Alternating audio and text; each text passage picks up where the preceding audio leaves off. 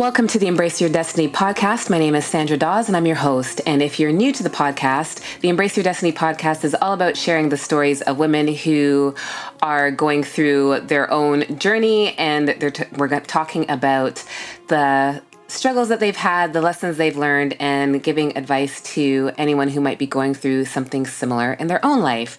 And today my guest is Shalini Dharna, and she is an accountant and financial health advocate. And as a CPA, she educates and empowers business owners to love their numbers and use them to make informed business decisions. Numbers aren't scary, but making changes necessary to improve your finances can be overwhelming. That's where DharnaCPA comes in. With guidance and expert advice, your financial goals can become a reality. Outside of tax planning and financial strategy, Shalini does public speaking engagements on various financial literacy topics. Her goal is to help you get financially healthy, both in your business and personal finances. So welcome, Shalini. Thank you for having me. So Shalini, why don't we get started with the part of your journey that you want to talk about today? So for me, the biggest pivot in my career came when I became a mom, actually. I had somewhat of a tumultuous corporate career. It was during the recession of 2010. So I had been restructured, let go, and I'd finally found a job at the Ministry of Education where I really enjoyed what I was doing and actually felt appreciated. You know, for the first time in my career, people were saying thank you, which in my world was unheard of. And so I loved what I did, but it was a 2-hour commute each way from where I lived, which before kids, 2 hours on the GO train or driving had no impact to me. But once I became a mother, that changed everything. Now, all of a sudden, I'm trying to think of daycares and, okay, who's going to do drop off, pick up? My husband, while supportive, his career was and still is very volatile. At any moment, a crisis can happen or somebody can request something and he has to deliver. So he was not dependable in terms of being able to say, okay, I can consistently do a drop off or a pickup. So it all kind of fell to my shoulders, which a lot of women who are listening to this probably feel the same way, that they have to figure it out all. And so I had to make a decision. And that decision ended up being leaving my job at the Ministry of Education and joining my father in our accounting practice. And so what was that transition like? It's been a struggle. There's pros and cons to working with family. And to be honest with you, joining the family business had never been on my radar. While I followed the accounting footsteps, for me, accounting was kind of a process of elimination because I didn't know what else I wanted to be when I grew up, other than maybe a dolphin trainer, which not realistic living in Canada. So, right. So I became an accountant, but I never really thought I would take over the accounting practice. It was never an option for me. I didn't really think I wanted to be an entrepreneur. And my father and I are way too similar in certain ways that we often butt heads. Right. And so that has been a challenge. Even working together is that, you know, he's been doing this forever. He's been he's had his own practice since like the 90s. So there's certain ways that he's been doing things, and I'm not exactly a millennial, but I am more technological. So it's like, okay, why don't we, do social media? And my family is one of those generations of, you don't post things for everybody to see. Right. And I'm like, we need to, that's what social media is. So there's been a learning curve, but it's also been really great for me because he's been my mentor. He's been doing this for so long. And in the world of accounting and tax, experience counts for a lot more than technical knowledge. So I've learned so much from him that, to be perfectly honest, if I didn't have him to guide me, I would not be successful as a business owner because there's just too much to learn. And that's why most accountants don't just start their own practice. They either take over an existing practice or go the partner route because there's just so much to learn. Right. So that you can lean on the expertise of other people instead of trying to figure it all out on your own. Exactly. So if I don't know something, which I found out as despite the fact that I was a CA, there was so much I didn't know at the small business level. I had someone that I could ask, that can guide me, that can show me where to look, as opposed to trying to figure it out myself while also being a mom. The time was a struggle for me to balance it all. Right. And so then how did it work now that you were able to, so you didn't have the 2-hour commute anymore? So it helped you to manage mom life in an easier way, would you say? So with my first son, I did take the traditional mat leave from the ministry. And so I didn't choose not to go back until that mat leave was over. So I didn't have to juggle anything with him. And he started in daycare, and it's really easy to balance work and personal life when you have no clients. Right. So I didn't take over any of my dad's clients. I've been building my own book of business from the ground up. So balancing that was really easy with baby number one, because there wasn't a course, like a client load on my lap at that point. As I developed and networked and got a client base, when I was pregnant with baby number two was really the challenge. You don't get a mat leave when you're self-employed. And it's so hard in my world to get clients. I could not tell them, okay, I'll deal with you a year from now, right? Like if they need something, if there's bookkeeping to be done or taxes to be filed, that has to be done, or I would lose the client. So number two was really the struggle, but I'm very lucky that I have my in-laws and my parents were around. We all live, like my in-laws literally live down the street from me, and my parents are a 15-minute drive. So I would basically pawn off the baby if I needed to do work. A lot of the times, again, my dad being an accountant, I would ask him to do the work, and then I would just take the calls with the clients going over their numbers. And I would take Neil with me. I took him to networking events. He didn't go to the early years centers. He went to networking events with me. And that was great until he discovered his voice. Right. It'll be interesting to see if when he gets older, he becomes an entrepreneur himself after the early exposure to networking events. It'll be ingrained in him from day one. For sure. Shalini, what would you say was the biggest lesson that you learned in doing the transition from employee to entrepreneur and trying to juggle the motherhood at the same time? I think the biggest learning lesson for me was that as much as I, to an extent, knew how to be an accountant, that did not translate to being an entrepreneur. Being an entrepreneur is so much more than just your craft. I had to learn social media. I had to learn what networking even was. I didn't realize how much I didn't know until I started having to apply it. And that was the biggest thing. And the biggest comment I even get from my clients is that, yes, I know how to do my skill, what I was trained to do, but the rest of being an entrepreneur is a learning curve for sure. Yeah, because I know for me, when I decided to become an entrepreneur, it was just, I'm going to get to do what I want to do on my own terms, but you're not really thinking about the marketing aspect and the social media and all that other stuff that comes along with being an entrepreneur, right? That it's not just about, yeah. Getting clients, right? Like when I worked at the firm, work was given to me. So all I had to do was apply my technical knowledge to the work that was given to me. And there were procedures and everything to follow.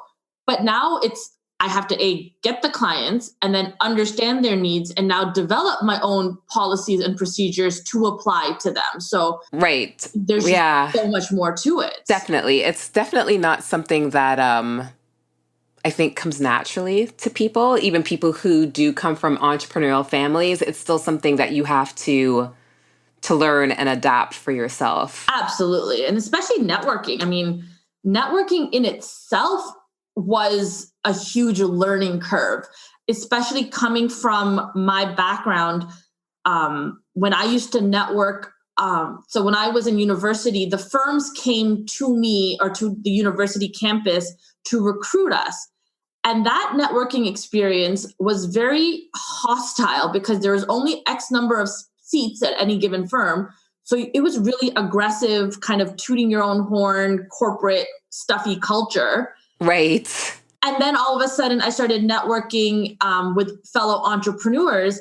And I very quickly learned and was told by a few mentors that aggressive, strong personality that I needed in the corporate world would not work in this new environment. And once I kind of let go of that hard demeanor and forced myself in this professional shell and let my true nature actually come out, I became a lot more successful. But in the corporate world, you're expected to act and be a certain way. Yeah. And I think depending on your personality too, because I know for me, I'm an introvert at heart. And so networking was not something that I dove into excitedly. I think for the first year, maybe 2 years of my business, I sat behind my computer. I wrote blog posts. I shared stuff on social media, but didn't actually go out and meet people and actively seek clients in that way. And decided to do my first workshop and struggled to get people to come out. And the event planner who worked with me to do this first event said to me, you have to get out there and network with people because you're inviting them to something, but they don't know who you are. And nobody's going to come to a party if they don't know who the host is. And I think that like her saying it in that way really connected with me and let me know that I had to put myself out there and meet with people, because if I wanted them to come out to things, they had to have some sort of relationship with me before they were going to trust me in order to come out and do those things with me. Yeah. And being an introvert, networking is so challenging. I'm loud, but I'm an introvert. And a lot of people confuse the two because they think you're so loud. And I happen to be good at public speaking, or at least appear confident, but I'm really an introvert. I hate small talk. And that's what you need to do in networking. So even just, getting out of your comfort zone. And I would love to just put an event and have people show up. But I had to network and find different types of networking events to go to, which again, with a baby at home was hard. Yeah. Yeah. It's funny though, because, that you soon realize that, staying at home and playing with the dog isn't going to get you where you want to be with your business. So you're going to have to, step outside your comfort zone and do things in ways that you never envisioned or imagined for yourself so that you can create that business that you want for yourself. Exactly. And it's just, like you said, it's just a different experience than what I expected transitioning from an employee to entrepreneur. I mean, employee, you're working, 9 to 6, 7 o'clock, whatever it is. In my world of audit, there was very long hours. I would often go into work dark and come home and everybody was asleep still. So I had a little bit more flexibility in being an entrepreneur, but at the same time, because now it's your baby, your business, I find myself thinking about work a lot more. I'm always thinking, I need to do that social media post, or I should go engaged or whatever. And so you get a little bit of the mom guilt, because I would have the baby and be like nursing him while being on social media, doing networking. And, everyone's like, take the time to enjoy it. Why are you networking? Why are you doing all this? I'm like, well, that's my baby too. I need to make sure that it survives this new role as well.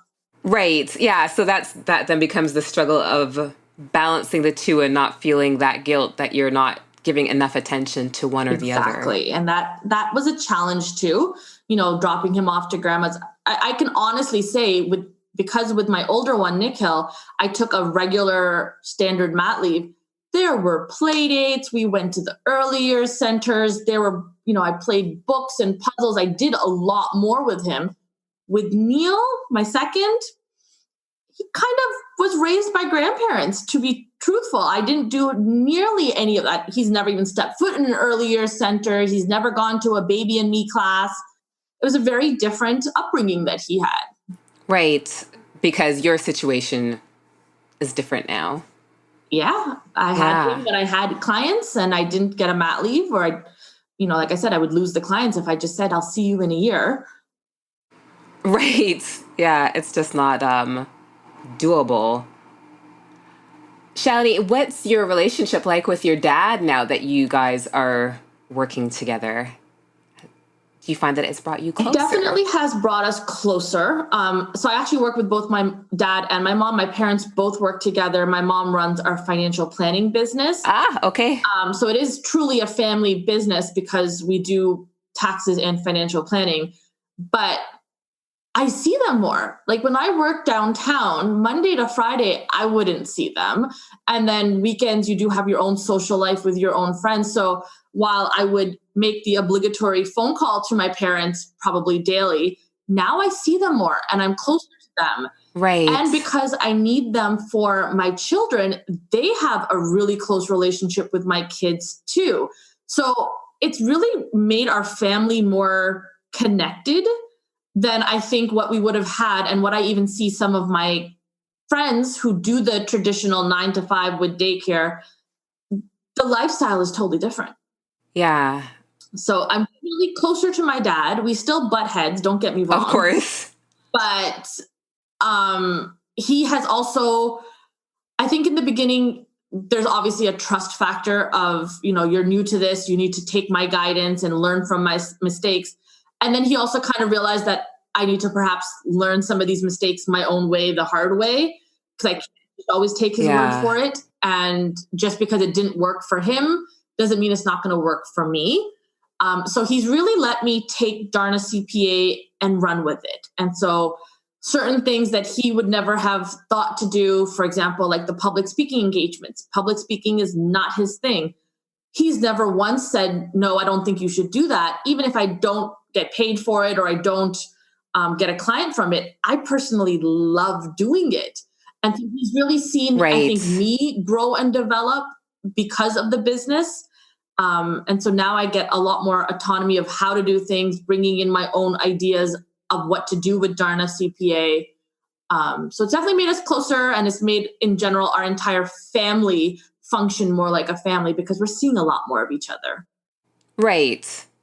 So that's, I guess, icing on the cake, really, because it wasn't something that you necessarily expected to come from it, but it's evolved into that. Exactly. I'm so grateful that my children are going to have so many more memories with their grandparents, even if it's because I have to drop them off so I can go to a networking event, right? Like that's something that would not have necessarily happened if I had done the traditional work-life routine. Right. And I think that like that exposure to grandparents is something that, you take for granted when it's available to you. But for so many, whether it's because they've already passed or because they live in another part of the world, it's definitely a blessing to be able to interact with grandparents at any age. Absolutely. Absolutely. 100% agree. Shalini, what advice would you give to somebody who's struggling with, I guess, motherhood and trying to find that work-life balance and isn't quite sure what the right thing is to do? So the best advice that was ever given to me by a fellow mom entrepreneur was that your kids are only going to be little once, but your business will always be there to grow and develop. And when I was pregnant and they told me this, I didn't really understand that. But once I had the baby and the business was there, I really appreciated the fact that it's okay for your business to grow slowly and maybe even more organically than to rush and try to build something and sacrifice the family life, which is really probably why you became an entrepreneur in the first place. Right. So just to recognize that, especially when your kids are little, I mean, when they're teenagers doing their own thing, it's a little bit different. But if you have small children, that's the time they really need mom. And so you can still grow your business. You can still do things without having to sacrifice it all, but also to ask for help. I could not have done as much as I did without help. And whether that's grandparents, as in my case, or paying someone to come and be a babysitter so that you can go on those calls or do what you need to do, or even investing in a housekeeper so that you can spend time with the kids instead of cleaning your house. whatever that looks like for you, make that investment. Even if finances are a little bit tight, you will appreciate it later. Yeah, I think that asking for help has got to be one of the big things, no matter where you are in your life, because I think that especially as women, we struggle with that a lot because we're the ones typically providing help and offering help. That when we are in a position where we need help ourselves, we struggle with it because we don't want to be a burden to anyone else. But I think that when you can ask for that help and realize that it is going to lighten your load and allow you to really focus on the things that are important to you, it makes it a lot easier to ask for that help and be comfortable and okay with it. And even if you like, depending on what that help looks like, I go to a lot of women only networking events, and just the support that I have received from other women entrepreneurs that have either been where I am or going through the journey at the same time, that camaraderie and that support is also so important, because oftentimes when you're an entrepreneur, you feel like you're all alone, especially if you don't have friends on the same journey. None of my friends, my core friends, are entrepreneurs. So they really didn't understand what I was doing, or any of the struggles. Or why you were doing it in the first place. Yeah, because they chose to do the commute and the 2-hour commutes and the daycares and those things, right? So they don't really resonate with why I didn't choose to do the same things.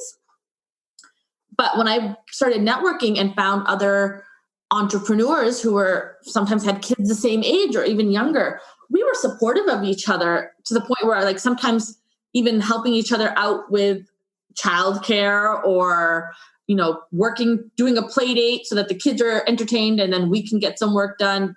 It just, the support within the women networking groups is amazing. Yeah, and I think that that's why it is so important to expand your network and connect with people who do understand you and get you, especially if your inner circle, like you said, doesn't get it because that's not what they're experiencing. You need to connect with people who can empathize and understand in a meaningful way and be able to either offer help themselves or point you in the right direction so that you can get the help you need. Exactly. Shalini, any last thoughts, anything else that you want to share with the listeners before we wrap up? Don't be scared. I mean, the entrepreneurial journey and transitioning from a steady paycheck to running your own business can be very overwhelming. But like I said, ask for help, join the networking groups. You will find so much support and resources out there, as long as you're willing to take the time to ask and to ask the questions that you need to help your journey. But looking back now, I couldn't go back to working for somebody else after being my own boss.